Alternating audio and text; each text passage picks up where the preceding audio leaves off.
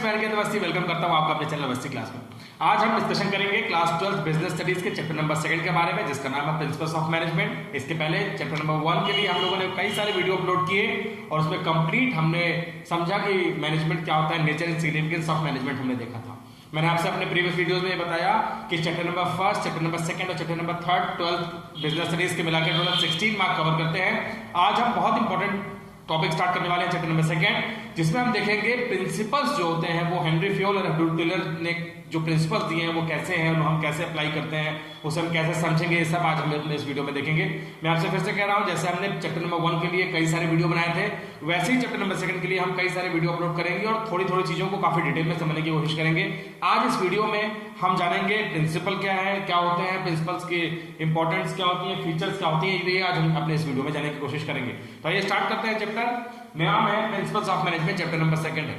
सबसे पहले अगर आप देखेंगे तो बोर्ड में मैंने दो इंपॉर्टेंट प्रिंसिपल्स के लिए यहाँ पर डेफिनेशन लिख रखी है। पहली डेफिनेशन जो है वो सिर्फ प्रिंसिपल के लिए है और दूसरी डेफिनेशन जो है वो मैनेजमेंट प्रिंसिपल, मैनेजरियल फंक्शन के प्रिंसिपल्स के लिए है। तो हम ये देखेंगे कि क्या होता है। तो पहले प्रिंसिपल का मतलब समझ लेते हैं। बोर्ड में लिखा है, पढ़े उसके पहले मैं आपको बता दूं, प्रिंसिपल का सिंपल मतलब आपको ये समझना है कि प्रिंसिपल का मतलब होता है एक ऐसा फॉर्मेशन, एक ऐसा हमने यहाँ पे रूल बना लिया है, एक ऐसा फॉर्मूला तैयार कर लिया है। अगर उस फॉर्मूले के अकॉर्डिंग आप वर्क करेंगे तो डेफिनेटली आपको वहां पर सक्सेस मिलेगी। तो कहने का मतलब ये है कि एक सीक्रेट है, एक फॉर्मूला है, अगर उस फॉर्मूले को हम सही तरीके से अप्लाई करते हैं बिजनेस में, उस सीक्रेट को सही तरीके से अप्लाई करते हैं बिजनेस में, तो सक्सेस मिल जाती है। और ये सक्सेस सिर्फ हमें नहीं मिलती है, जो भी बिजनेस कर रहे हैं उन सबके लिए जरूरी हो जाता है कि अगर हम किसी एक पर्टिकुलर सीक्रेट को, किसी एक पर्टिकुलर फॉर्मूले को, किसी एक डिसिप्लिनरी रूल को फॉलो करें तो हमें सक्सेस मिल सकती है। प्रिंसिपल्स जो होते हैं वो मैनेजमेंट के अंदर भी हो सकते हैं, मैनेजमेंट के बाहर भी हो सकते हैं। बिजनेस का साइज बड़ा हो, बिजनेस का साइज बहुत छोटा हो, बिजनेस एक्टिविटी हो, नॉन बिजनेस एक्टिविटी हो, हमारा पर्सनल वर्क हो, हर जगह पर प्रिंसिपल हम एप्लीकेबल कर सकते हैं। ये सारी बातें मैंने आपको अपने प्रीवियस वीडियोस में भी बता रखी है। मैंने आपसे कहा था मैनेजर्स कौन होता है, हर वो पर्सन मैनेजर है जो चीजों को मैनेज करता है, वो मैनेजर कहलाता है।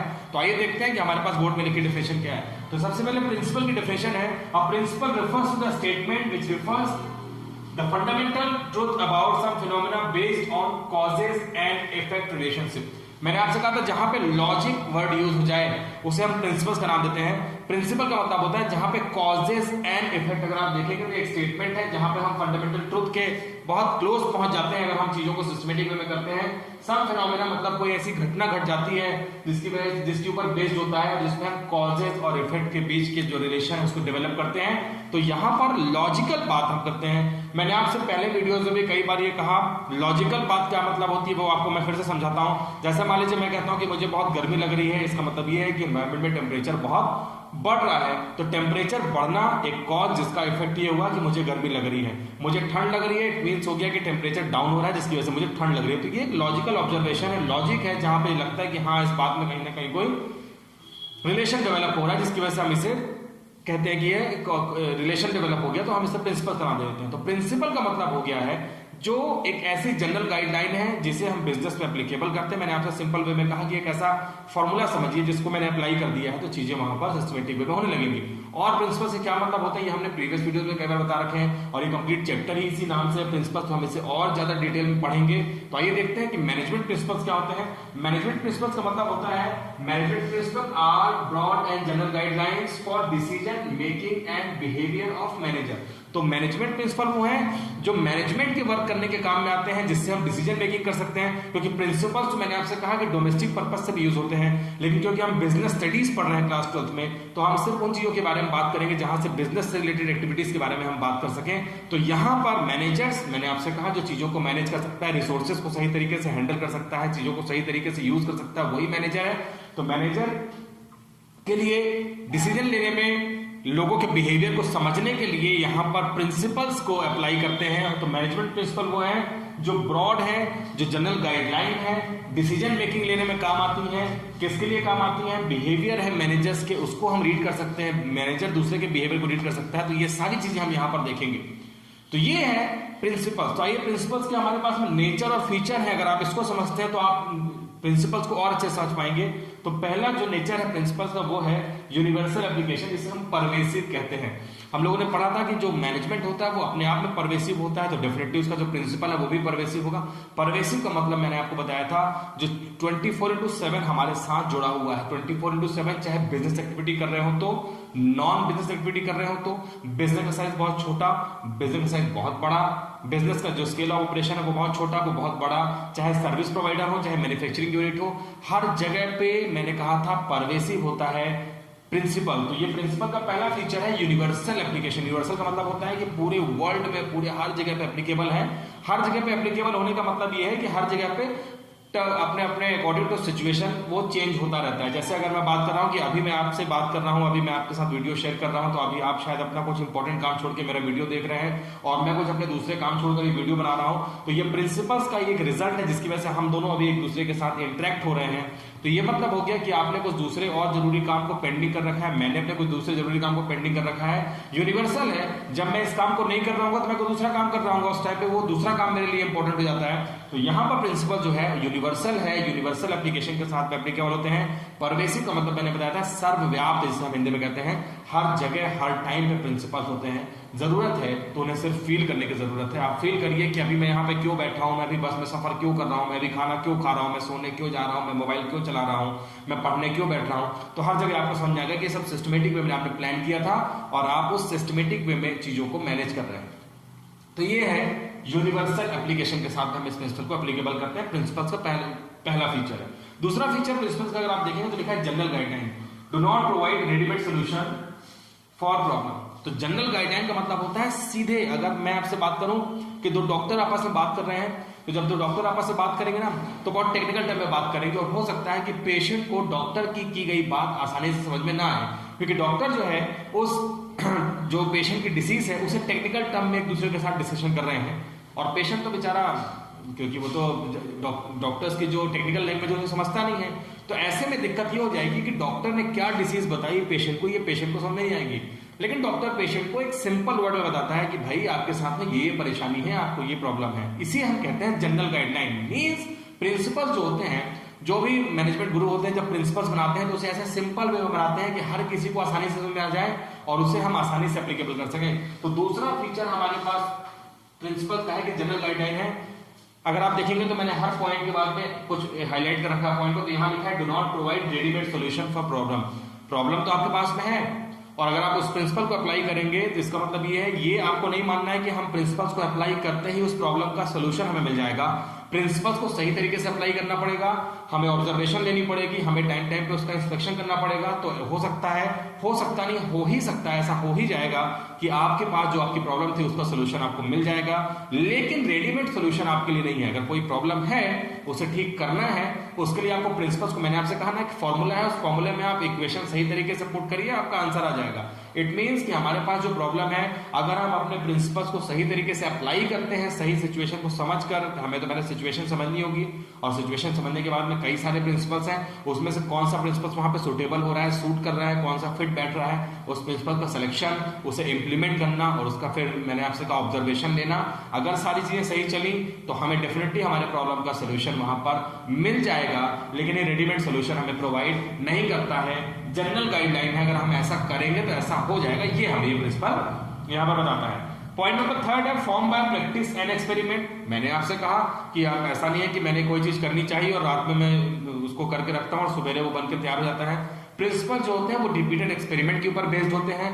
रिपीटेडली हम कई बार एक्सपेरिमेंट करते हैं, तब जाके हम उस चीज को कर पाते हैं। देखिए मैंने लिखा है यहाँ पर नॉट डेवलप ओवरनाइट और डीप ऑब्लिक है डीप ऑब्जर्वेशन। डीप ऑब्जर्वेशन का मतलब है आपको किसी भी रिजल्ट के लिए, किसी भी डेटा का जब हम एनालिसिस करते हैं, किसी भी कंक्लूजन पे पहुंचते हैं तो उसकी तह तक जाते हैं, डीप तक जाते हैं, सारी चीजों को बारीकी से समझते हैं, तब हम उसके लिए प्रिंसिपल्स बनाते हैं। फॉर्मूला कब बनेगा फॉर्मूला? आपको खुद सोचना है। तो फॉर्मूला तभी बनेगा जब हम सारे डायमेंशन को, सारे एस्पेक्ट को अच्छे से समझ लेंगे, तो हम वहां पर बना सकते हैं एक अच्छा सा प्रिंसिपल।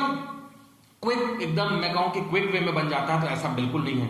हो सकता है प्रिंसिपल बनने में कई महीने लग गए हों, हो सकता है कई साल लग गए हों, और तब जाके प्रिंसिपल बना हो।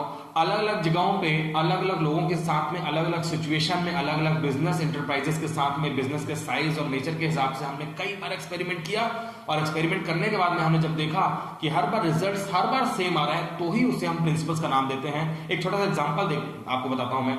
जैसे मान लीजिए एक टेंडेंसी है कि वर्कर 8 आवर्स काम करते हैं, 24 आवर्स जिस फैक्ट्री में वर्क चलता है, जिस ऑर्गेनाइजेशन में 24 आवर्स नॉन स्टॉप वर्क चलता है, वहां पे एक ही वर्कर 24 आवर्स वर्क नहीं करते हैं। वहां पे वर्कर की शिफ्ट होती है जो 8 3 पार्ट्स में डिवाइड होती है। पहले 8 घंटे में पहले शिफ्ट के वर्कर काम करते हैं, फिर 8 घंटे के बाद शिफ्ट चेंज होती है, दूसरे वर्कर आते हैं, वो वर्कर चेंज होते हैं, फिर तीसरे वर्कर शिफ्ट चेंज करते हैं, फिर वो आते हैं। ऐसे में क्या होता है, वर्कर्स को टाइम भी ब्रेक मिल जाता है और जो ऑर्गेनाइजेशन है उसका वर्क लगातार कंटिन्यू चलता रहता है। तो ये हमने कैसे डिसाइड कर लिया कि वर्कर 8 आवर्स काम करते हैं, तो यही है प्रिंसिपल्स कि वर्कर 8 आवर्स काम करेंगे। ये मैंने सिर्फ अपनी फैक्ट्री में अप्लाई नहीं किया, ये ऑल ओवर वर्ल्ड में अप्लाई हुआ। मैनेजर ने दूसरों को काम दिया और काम कराने के बाद देखा कि वर्कर 8 घंटे तो काम करता है, लेकिन 8 घंटे काम करने के बाद में वर्कर थक जाता है। वो चीजों को जितना अच्छे से अब 8 घंटे के बाद कर नहीं रहा है, उससे ज्यादा काम को बिगाड़ रहा है। वहां पे टूट फूट ज्यादा हो रही है, वहां पे डैमेज ज्यादा हो रहा है, रिसोर्सेज का वेस्टेज ज्यादा हो रहा है। ऐसे केस में तो ये कॉमन टेंडेंसी बनी, एक प्रिंसिपल बना कि वर्कर से हम उनके जो पोटेंशियल कैपेसिटी है उसके हिसाब से हम अगर 8 घंटे वर्कर से 8 आवर्स काम कराते हैं तो वर्कर्स अपना काम डेफिनेटली इफेक्टिवली और इफिशिएंटली करते हैं। तो ये प्रिंसिपल बना, लेकिन ये सिर्फ मैंने कहा कि मेरे विल और विश के बेसिस पे नहीं बना, ये ऑल ओवर वर्ल्ड में। अभी हम लोगों ने देखा कि यूनिवर्सल है। यूनिवर्सल का मतलब होता है ऑल ओवर वर्ल्ड में हमने पहले ऑब्जर्वेशन फाइंड आउट की और उसके बाद देखा कि हर बार ये आया रिजल्ट कि हाँ भाई वर्कर 8 घंटे काम करते हैं, तो उसके बाद वर्कर का हमने टाइम डिसाइड कर दिया कि 8 आवर्स। ओवर टाइम होता है, मैं इसकी बात नहीं करता कि ओवर टाइम होता है, लेकिन एक जनरल टेंडेंसी जो है वर्कर्स की वर्क करने की वो 8 आवर्स डिसाइड की गई है।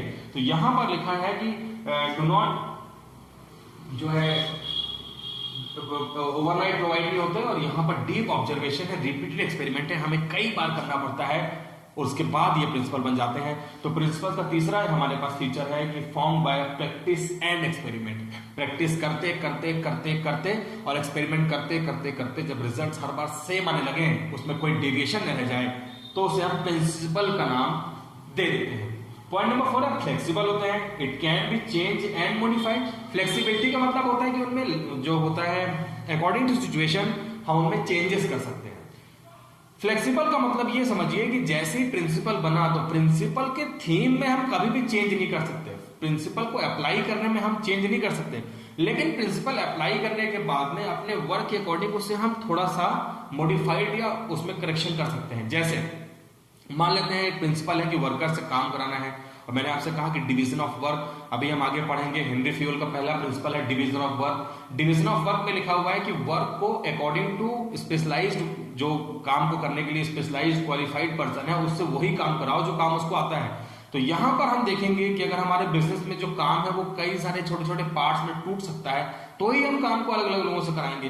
कोई ऐसा काम जो एक ही पर्सन थोड़े ही देर में कर सकता है, तो ऐसे में हम डिवीजन ऑफ वर्क नहीं करेंगे, बल्कि 1 या 2 लोगों से ही पूरे काम को कंप्लीट कराएंगे। तो यही वो सिचुएशन है जहां पे हमें उसको फ्लेक्सिबल करना है। अगर हमारे जो असेंबली लाइन है जहां पे हम वर्क कर रहे हैं वो कई सारे स्टेप से होकर गुजर रहा है, तो हम वर्क को अपने तोड़ देंगे, उसके अकॉर्डिंग काम करेंगे।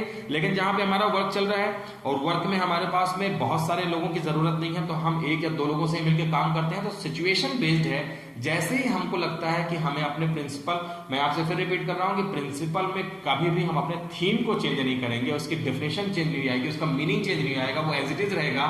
लेकिन उसे अप्लाई करने का जो डिग्री है वो हम थोड़ा बहुत चेंज कर सकते हैं अकॉर्डिंग टू बिजनेस सिचुएशन। तो आपको इसका ध्यान रखना है। मैंने लिखा है कि चेंज एंड मॉडिफाइड। चेंज का मतलब है कि आप उसके प्रोसेस में, आप उसके थीम में चेंज नहीं कर सकते, बल्कि उसे अप्लाई करने में जो सिचुएशन आपके बिजनेस के अकॉर्डिंग है उसके अकॉर्डिंग आप चेंज कर सकते हो, लेकिन आप प्रिंसिपल में चेंज नहीं कर सकते हैं। नेक्स्ट पॉइंट अगर आप देखेंगे तो लिखा है मेनली बिहेवियरल होता है। मेनली बिहेवियरल का मतलब होता है कि यहां पर हम देखते हैं रिलेशन डेवलपमेंट। हम लोगों ने अपने पहले वीडियो में देखा, पहले चैप्टर में देखा सुपीरियर सबऑर्डिनेट रिलेशन क्या होता है, और सुपीरियर सबऑर्डिनेट रिलेशन में हमने जो लेवल ऑफ मैनेजमेंट थे, top level, middle, lower level management देखा। हम लोगों ने देखा कि सुपीरियर कौन है, वो किसको ऑर्डर देता है, अकाउंटेबिलिटी, रिस्पॉन्सिबिलिटी क्या होती है। सबऑर्डिनेट कौन है, वो कैसे वर्क को, ऑर्डर को फॉलो करता है और कैसे किसी चीज के लिए रिस्पॉन्सिबल होता है, अकाउंटेबल होता है। तो एक रिलेशन डेवलप हुआ जिसे हम सुपीरियर सबऑर्डिनेट रिलेशन कहते हैं। सुपीरियर सबऑर्डिनेट रिलेशन में हमारे पास सिर्फ सुपीरियर सबऑर्डिनेट रिलेशन डेवलप नहीं करना है, बल्कि हमें रिलेशन डेवलप करना है, क्योंकि हम ह्यूमन रिसोर्सेज का मैनेजमेंट पढ़ रहे हैं। हमने कहा कि हमें मैनेजमेंट प्रिंसिपल जो है वो ह्यूमन रिसोर्सेज के मैनेजमेंट को सही तरीके से पढ़ने के लिए हमारी मदद करता है। तो हम यहाँ पर देख रहे हैं ह्यूमन जो है वो नेचुरल रिसोर्सेज या दूसरे जो फिजिकल फाइनेंशियल रिसोर्सेज हैं उनके साथ में कैसे अपने आप को रिलेशन डेवलप कर रहा है। तो ये भी एक रिलेशन है जो ह्यूमन बीइंग में रिलेशन डेवलप हो रहा है, वो तो हो रहे हैं। साथ में अगर मैं बात करता हूं कि ये मार्कर है और ये मेरे रिसोर्सेज है और इस रिसोर्सेज के साथ में मैं कैसे बिहेव करता हूं और तब ये मार्कर अच्छे से वर्क करेगा। तो रिलेशन यहाँ पर देखना है ह्यूमन का ह्यूमन के साथ में और प्लस ह्यूमन रिसोर्सेज का हमारे पास जो दूसरे हमारे पास मटेरियल रिसोर्सेज हैं उनके साथ में हम कैसे रिलेशन डेवलप करते हैं, ये हम सीखते हैं अपने प्रिंसिपल्स में। तो ये बिहेवियरल बेस्ड है। हर पर्सन इस पर्टिकुलर इक्विपमेंट, इस पर्टिकुलर जो रिसोर्स है इसके साथ में सेम वे में बिहेव नहीं करेगा। मैं हो सकता है दूसरे ढंग से पकड़ के लिखता हूं, कोई दूसरा दूसरे ढंग से पकड़ के लिखता होगा। मीन्स इसे हैंडल करना है, इससे वर्क लेना है, इसे कितनी देर तक यूज करना है, ये सारा मेरे बिहेवियर के बेसिस पे है और उसके हिसाब से मैं वर्क करूंगा। तो रिलेशन डेवलप करना है ह्यूमन का ह्यूमन के साथ में प्लस ह्यूमन का मटेरियल रिसोर्स के साथ में हमें देखना है। नेक्स्ट पॉइंट अगर आप देखेंगे तो लिखा है कॉजेज एंड इफेक्ट रिलेशनशिप होता है। ये हमने अभी भी देखा, हमने ऊपर भी पढ़ा है कि कॉजेज एंड इफेक्ट रिलेशन के बेस पर डेवलप होता है। ये हमारे प्रिंसिपल्स का एक फीचर है जिसमें लिखा है कॉजेज इफेक्ट रिलेशन और लिखा है anticipated before application. Anticipated before application का मतलब हो गया कि अगर हम ये मानते हैं कि अगर हम एंटीसिपेट नहीं करेंगे चीजों को तो हम सही तरीके से प्रिंसिपल्स को अप्लाई नहीं कर सकेंगे।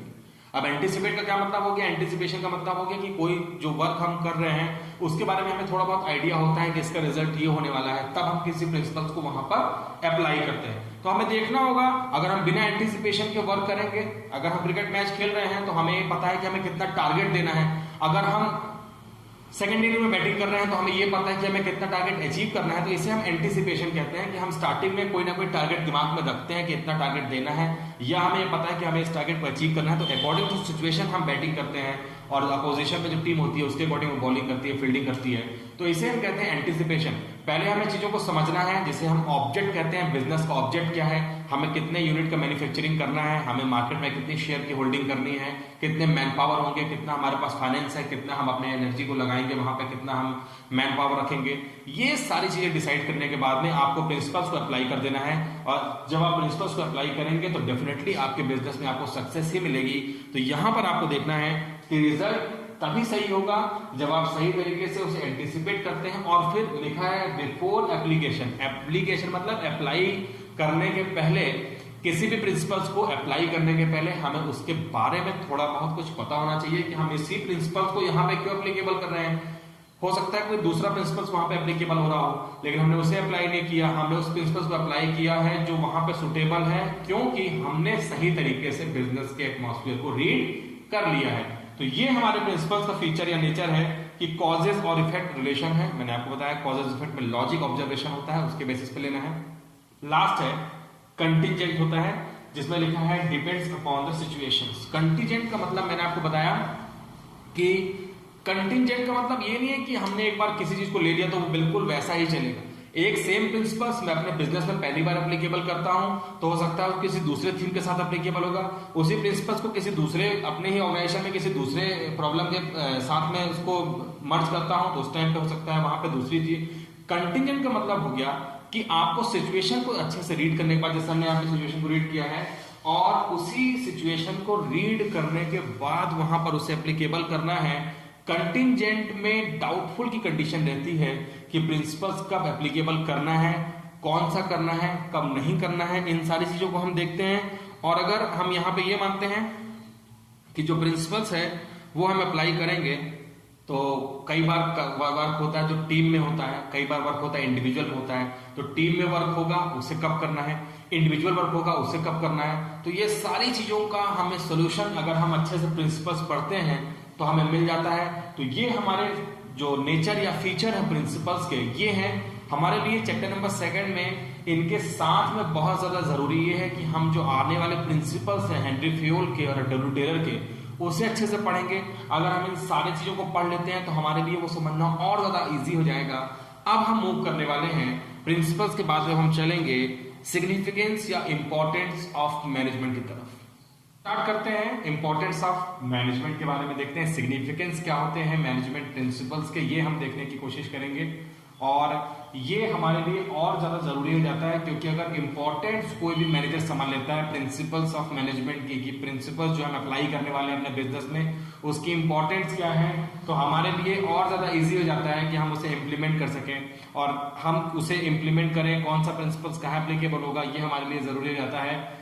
मैनेजर्स के लिए जरूरी है कि वो पहले इंपॉर्टेंस को समझे। तो पहला इंपॉर्टेंस है providing managers with useful insight into reality.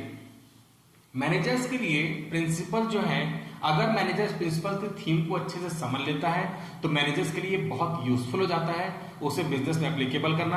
अगर हम इसे अच्छे से एप्लीकेबल कर पाते हैं बिजनेस में सही टाइम पे, मैंने आपसे कहा है कि ये फॉर्मूला है और फॉर्मूला सही टाइम पे अगर हम पुट करते हैं, एक रूल है जिसे हम एक सही टाइम पे एप्लीकेबल करेंगे अपने बिजनेस के सिचुएशन में, जब हम किसी प्रॉब्लम में फंसे हैं या हमें सक्सेस अचीव करनी है ऑर्गेनाइजेशन में, तो हम अगर इसे अप्लाई करते हैं तो डेफिनेटली हमारे लिए जो मिस्टेक्स होती हैं वो काफी रिड्यूस हो जाएंगी और हम सही डिसीजन ले पाएंगे राइट टाइम पे। राइट डिसीजन राइट टाइम पे, यहाँ पे मैंने लिखा है improving intelligence level of managers. जी हाँ, मैनेजर्स का इंटेलिजेंस लेवल बढ़ जाएगा, वो इस बात को सही तरीके से डील कर सकेंगे कि हमें कब डिसीजन लेना है, कौन सा प्रिंसिपल एप्लीकेबल कब करना है। तो यहाँ पर यूजफुल है मैनेजर्स के लिए उन्हें इनसाइड इनटू रियलिटी, मतलब मैनेजर्स को रियलिटी के पास ले जाता है, हम सही तरीके से समझ पाते हैं कि हमें डिसीजन। मैनेजर्स के अंदर ये मान के चलिए कि कंफ्यूजन बिल्कुल नहीं रह जाता है कि हमें कौन सा प्रिंसिपल्स कब अप्लाई करना है। हर प्रिंसिपल्स के बारे में उसे पता है कि कौन सा प्रिंसिपल्स क्या इंपॉर्टेंस के साथ बना हुआ है और वो सही प्रिंसिपल को सही टाइम पे एप्लीकेबल कर पाता है। मैं आपसे बाकी के इंपॉर्टेंस डिस्कस करूं इसके पहले मैं आपको एक छोटी सी बात बता दूं। हर पॉइंट के बाद में अगर आप बुक किसी रेफरेंस बुक को यूज करेंगे तो आपको हर पॉइंट के बाद में, हर इंपॉर्टेंस के बाद में एक छोटा सा वहां पर एग्जाम्पल दिया रहेगा। मैं एग्जाम्पल के साथ आपको इसलिए बुक के एग्जाम्पल के साथ मैं नहीं समझा रहा हूं क्योंकि एग्जाम्पल जो है वो टोटली बेस्ड है प्रिंसिपल्स ऑफ मैनेजमेंट जो कि हेनरी फ्योल और एडवर्ड टेलर ने दिए हैं।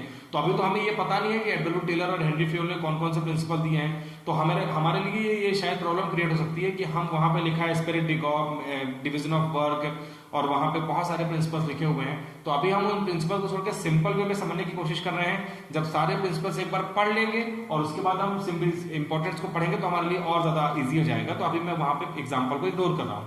सेकंड पॉइंट लिखा हुआ है, आप लोग बार बार देख चुके हैं। सेकंड पॉइंट लिखा है ऑप्टिमम यूटिलाइजेशन ऑफ रिसोर्सेज। ये हमने देखा था जिसके लिए हम वर्ड यूज करते हैं इफिशियंसी। हम लोगों ने अपने चैप्टर नंबर 1 में इसके बारे में कंप्लीट डिस्कशन किया है कि ऑप्टिमम यूटिलाइजेशन ऑफ रिसोर्सेज का मतलब होता है नो वेस्टेज और very low wastage of resources और कॉस्ट बेनिफिट जिसे हम कहते हैं कि अगर हम अपने रिसोर्सेज का वेस्टेज कम करेंगे तो हमारे लिए बहुत ज्यादा ये यूजफुल हो जाएगा कि रिसोर्सेज का सही यूज होने से हमारे लिए प्रॉफिट ज्यादा हो सकता है, हमारे कॉस्ट कम हो सकती हैं। रिसोर्सेज में मैंने आपसे कहा था कि मैन और मटेरियल दोनों रिसोर्सेज आते हैं।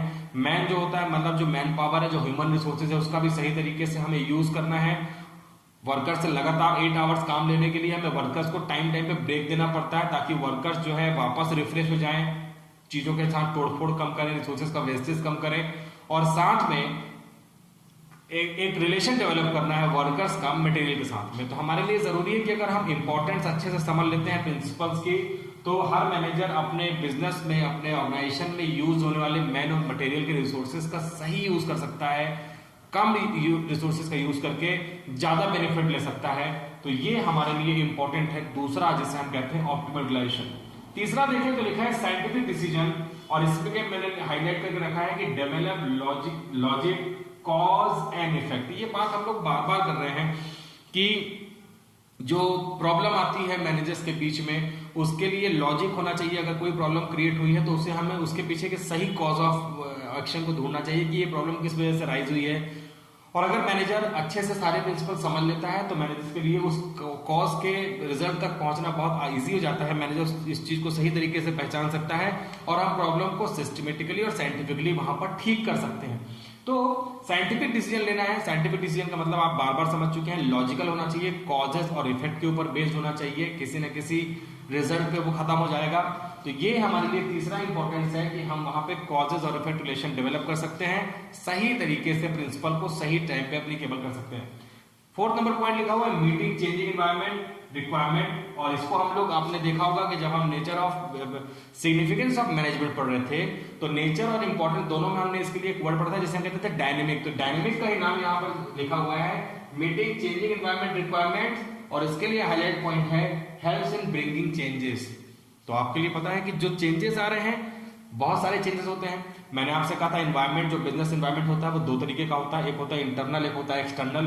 इंटरनल एनवायरनमेंट वो होता है जो बिजनेस को इंटरनली अफेक्ट करता है। बिजनेस में जो हम मशीन यूज कर रहे हैं, वो हमारे बिजनेस में जो एम्प्लॉइज काम कर रहे हैं, मैनेजर्स हैं, हमारे अंदर का जो हमने पॉलिसी फ्रेमवर्क तैयार कर रखा है, ये सारे बिजनेस को अफेक्ट करते हैं, इसे हम इंटरनल एनवायरनमेंट कहते हैं। एक्सटर्नल एनवायरनमेंट वो होते हैं जो बिजनेस को बाहर से अफेक्ट करते हैं, हमारे कॉम्पिटिटर हो गया, गवर्नमेंट हो गया, पॉलिटिकल पार्टीज हो गई, सोशल एक्टिविटीज हो गई, कस्टमर का टेस्ट और प्रेफरेंस हो गया। ये सारे बाहर की एक्टिविटीज हैं, बाहर के चेंजेस हैं, जिसकी वजह से बिजनेस में अगर चेंजेस आया तो उसको हमें तुरंत इंप्लीमेंट करना है, चेंजेस को टेक प्लेस करना है। अगर हम चेंजेस को सही टाइम पे टेक प्लेस करेंगे तो हम बहुत सारे चीजों को राइट डायरेक्शन में ले सकते हैं, सही समय पर डिसीजन ले सकते हैं, और चेंजेस बहुत नेसेसरी हैं। अगर कोई बिजनेसमैन चेंजेस नहीं कर रहा है तो डेफिनेटली बिजनेस में लॉन्गर टाइम तक वो स्ट्रॉन्ग फुटिंग बनाकर नहीं रख सकता है। तो चेंजेस लेना है, चेंजेस को सही तरीके से इंप्लीमेंट कैसे करना है। अगर हम इंपॉर्टेंस पढ़ रहे हैं तो हम मैनेजर, एक अच्छा मैनेजर वो है जो अपने एम्प्लॉइज को, अपने सबॉर्डिनेट को ये समझा सकता है कि चेंजेस के इंपॉर्टेंस क्या है, चेंजेस होने से बिजनेस में क्या बेनिफिट होंगे। तो ये सारे चेंजेस को आसानी से समझना और उसे इंप्लीमेंट करना हमारे लिए बहुत इजी हो जाएगा अगर हम इंपॉर्टेंस को समझ लेते हैं प्रिंसिपल्स ऑफ मैनेजमेंट की। पॉइंट नंबर 5 में आते हैं, और पॉइंट नंबर 5 आप देख रहे हैं लिखा है इफेक्टिव एडमिनिस्ट्रेशन, और उसके लिए हाईलाइट पॉइंट है कि help top level to take decision. जी हाँ, डिसीजन तो टॉप लेवल ही लेता है, लेकिन यहाँ पर मिडिल और लोअर लेवल के लिए भी हमारे लिए प्रिंसिपल्स ऑफ मैनेजमेंट को समझना बहुत ज्यादा जरूरी है। लेकिन क्योंकि जो प्रिंसिपल्स फॉर्म होते हैं वो टॉप लेवल ही फॉर्म करता है, इसलिए ज्यादा जरूरी टॉप लेवल के लिए है कि वो चीजों को सही तरीके से मैनेज करना सीखे और उसके बाद नीचे इंप्लीमेंट करे। तो जो पॉइंट नंबर 5 है इफेक्टिव एडमिनिस्ट्रेशन के लिए, यहाँ पर आप जान सकते हैं कि अगर हम सही तरीके से पॉलिसी फ्रेमवर्क को मेंटेन करते हैं तो हमारे लिए बहुत सारी पॉलिसी फ्रेमवर्क को सिस्टमेटिक वर्किंग एनवायरनमेंट में इंप्लीमेंट करना ईजी हो जाएगा। इफेक्टिव एडमिनिस्ट्रेशन बन सकता है अगर हम सही तरीके से प्रिंसिपल्स को एप्लीकेबल करें राइट टाइम पे। प्रिंसिपल्स का यही हमारे लिए ये इंपॉर्टेंस है कि मैनेजर को समझना होगा प्रिंसिपल्स की इंपॉर्टेंस को, और इंपॉर्टेंट को समझने के बाद में सही टाइम पे प्रिंसिपल्स को इंप्लीमेंट करना है टूवर्ड्स लोअर और मिडिल लेवल में, ताकि हमारा एडमिनिस्ट्रेटिव जो वर्क है वो बहुत इंप्रूव हो सके, एफिशिएंसी मेंटेन कर सके। और टॉप लेवल का ही है ये कि डिसीजन को हम सही टाइम पे सही वे में वहां पर डिसीजन को टेक कर सके, डिसीजन मेकिंग हमारी स्ट्रांग हो सके, आपको ध्यान रखना है। नेक्स्ट पॉइंट है फुलफिलिंग सोशल रिस्पॉन्सिबिलिटी और doing task to uplift society. हम लोगों ने ये देखा है कि हम जो भी रिसोर्सेज यूज करते हैं वो रिसोर्सेज हम सोसाइटी से यूज करते हैं, और सोसाइटी से रिसोर्सेज लेने के बाद में डेफिनेटली हमें सोसाइटी को कुछ ना कुछ वहां पर देना ही पड़ता है। इसलिए हमारे लिए मोरल रिस्पॉन्सिबिलिटी होती है कि रिसोर्सेज का सही यूज हो। रिसोर्सेज का सही यूज, फिर से वही वाली बात आ गई कि रिसोर्सेज में कौन कौन से रिसोर्सेज है, तो ह्यूमन रिसोर्सेज भी हैं और मटेरियल रिसोर्सेज भी हैं। हमें दोनों ही रिसोर्सेज का सही यूज करना है। वर्कर्स से लगातार वर्क नहीं लेना है, वर्कर्स को ब्रेक देना है, वर्कर्स को लीव का प्रोविजन होना चाहिए। वर्कर्स अगर अपने पर्सनल काम से घर जाना चाहता है, कोई छुट्टी लेना चाहता है, तो वो भी व्यवस्था होनी चाहिए हमारे पास में। रिसोर्सेज का सही यूज होना चाहिए। हम रिसोर्सेज का सही यूज करेंगे तो सोसाइटी इन सब चीज़ों को नोटिस कर रही है, सोसाइटी हमें और रिकग्नाइज करेगी, हमको और इंपॉर्टेंट ड्यू रिस्पेक्ट देगी वहां पर। तो सोशल रिस्पॉन्सिबिलिटी में हमें सिर्फ यही देखना है कि जो हम टास्क कर रहे हैं, हम जो अपने टारगेट को अचीव कर रहे हैं, उसमें हम सोसाइटी को अपलिफ्ट, हम सोसाइटी को सबसे ऊपर रख रहे हैं कि नहीं। हमारा मेन मोटिव प्रॉफिट जनरेट करना तो होता ही है, लेकिन इस प्रॉफिट जनरेशन के साथ में हमें यह भी ध्यान रखना है कि हम सोसाइटी की नीड और वांट्स को फुलफिल कर रहे हैं, सोसाइटी की डिमांड को सेटिस्फाई कर रहे हैं कि नहीं कर रहे हैं। इन सारी चीजों को देखना भी एक हमारे अच्छे मैनेजर की रिस्पॉन्सिबिलिटी है। तो मैनेजर इन सारी चीजों को तभी अप्लाई कर सकता है जब वो इंपॉर्टेंस को अच्छे से समझ ले। इंपॉर्टेंट समझने के बाद में मैनेजर को बार बार फोर्सफुली ये बताना नहीं पड़ेगा कि हमें सोसाइटी के लिए वर्क करना है। अपने आप अपने विल और विश के बेसिस पे हर मैनेजर सोसाइटी का सही कंट्रीब्यूशन, सोसाइटी को सेटिस्फाई करने के लिए रिसोर्सेज का सही कंट्रीब्यूशन देना स्टार्ट कर देगा। लास्ट पॉइंट जो हमारे लिए लिखा है management training education and research, ये हमारे लिए बहुत इंपॉर्टेंट पॉइंट है। हम लोगों ने अपने प्रीवियस चैप्टर नंबर 1 में देखा था कि मैनेजमेंट एज ए प्रोफेशन अभी हमारे इंडिया में टोटली एप्लीकेबल नहीं हुआ है, लेकिन थोड़े डिकेड्स के बाद में डेफिनेटली ये हमारे लिए एप्लीकेबल हो जाएगा।